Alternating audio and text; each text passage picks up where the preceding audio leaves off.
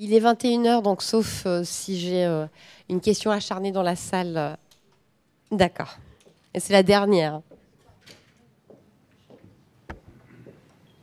C'est pas une question acharnée, c'est une question par rapport. On a beaucoup parlé des journalistes, mais par rapport à nous qui sommes très anxieux d'avoir une information juste.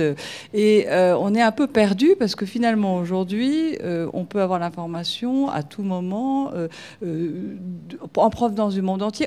Et vous parliez de marques, et je crois qu'effectivement, comment aujourd'hui, nous, on peut s'y retrouver dans la qualité de l'information, comment dans la hiérarchie de l'information aussi, parce que finalement aujourd'hui, ce qui m'étonne, c'est qu'on parle encore souvent des mêmes thèmes, alors que finalement l'information, elle est immédiate, elle peut venir d'autres gens que des journalistes, puisque finalement aujourd'hui, tout le monde a la possibilité de la diffuser aussi avec les nouveaux moyens de communication. Donc ma question, elle est...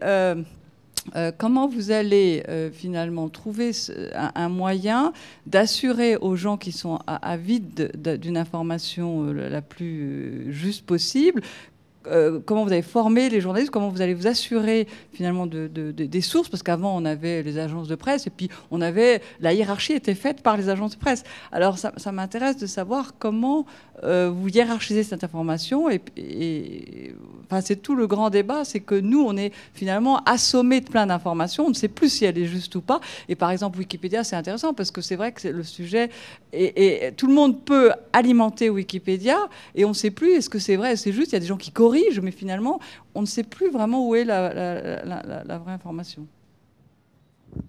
Alors à cette question, j'ai demandé à Fabrice Bouet, qui vient de nous rejoindre, de répondre, parce que je me préparais. Il est là.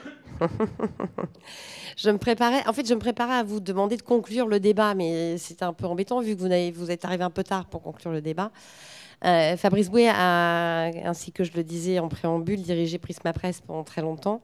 S'est occupé de la transition numérique avec plus ou moins de succès, on va dire plus de succès que moins, mais ça n'a pas été toujours simple pour lui. Donc, c'est à vous de répondre à la question maintenant. Je vous mets même pas, non, mais je vous mets même pas de minuteur. En plus, vous avez beaucoup de chance. Hein. Merci. Écoutez, j'avais tout préparé, sauf de répondre à une question en direct. Non, je crois que le mot a été prononcé, donc visiblement durant le débat, et vous l'avez repris. C'est le mot de marque, qui est quand même la meilleure signature. Gage de qualité. Moi, ce que je constate, je donne des cours en ce moment à HEC sur l'avenir des médias, et les étudiants ont des attitudes beaucoup plus pragmatiques finalement que ceux comme nous qui venons de l'univers des médias. Les marques sont quand même un signe de qualité. Je suis très frappé, moi, par le classement des sites d'information, qui a beaucoup évolué depuis 2 ans ou 3 ans. Les sites issus des marques de presse ont été très en retard, puis ils ont rattrapé leur retard. Tout naturellement, les gens, les auditeurs, quand ils cherchent les internautes, quand ils cherchent du contenu de qualité, se tournent vers des marques connues. Et quelque part, on pense quand même qu'une information siglée d'une marque de presse, d'une marque connue, a plus de valeur qu'une information qui n'est pas siglée. Donc, moi, j'ai l'impression que dans ce maquis que vous avez parfaitement décrit, ces interrogations, j'aime beaucoup l'exemple de Wikipédia qui évolue en permanence, qui est pas bon du tout du premier coup, mais qui le devient, chose qu'on ne pardonnerait pas à un média classique. On ne comprendrait pas qu'un article du Monde puisse être retouché tous les jours, et amélioré, transformé, que quelqu'un rectifie une information. On le tolère parfaitement dans le net, mais... tout naturellement, les internautes se tournent vers ces grandes marques qui ont gardé, et il faut absolument qu'elles le gardent, cette exigence de qualité.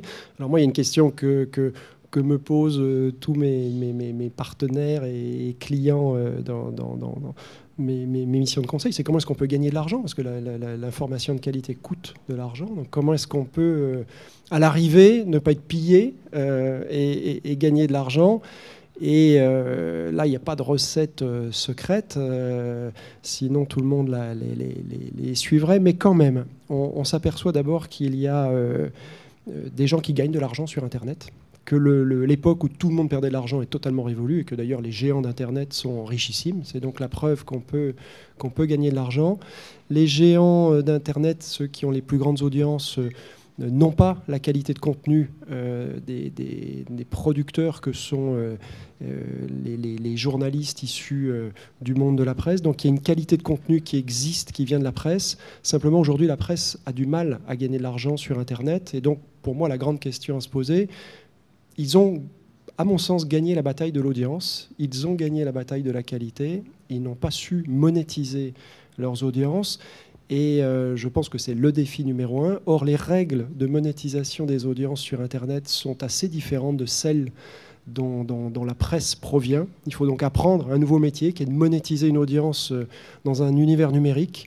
Et quand on regarde ce que fait Google, on s'aperçoit que la monétisation classique est minoritaire pour Google. Il y a bien d'autres manières de monétiser des audiences.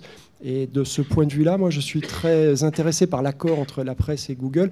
On peut dire que, alors, je ne sais pas ce qui s'est dit dans ce débat, on peut dire que Google s'en sort bien. Moi, je trouve qu'il a quelque chose d'extrêmement intéressant, c'est qu'il incite la presse à s'ouvrir aux règles de monétisation sur Internet. Et que c'est pour moi l'enseignement principal. Il y a peut-être là une opportunité historique pour la presse d'apprendre comment est-ce qu'on peut monétiser ses audiences dans un univers numérique. Et si c'est ce que permet l'accord Google, ce sera un bon accord. En ce qui concerne la qualité, moi j'ai très confiance dans les internautes. Ils ne se trompent pas beaucoup. Ils vont quand même, et les marques de presse sont d'excellents repères. Voilà. Merci. Merci, Monsieur Boé. Merci Olivia. Merci messieurs pour vos contributions. Et puis je vous convie tous maintenant à aller fêter les 1 an et les bientôt 1 million d'auditeurs de Jol Presse autour d'un verre. Et surtout sur... Donc Olivia, il faut que tu discutes beaucoup avec Monsieur Colombet, même si je partage rien de ce qui a été dit, sur la façon de monétiser les audiences. Merci beaucoup.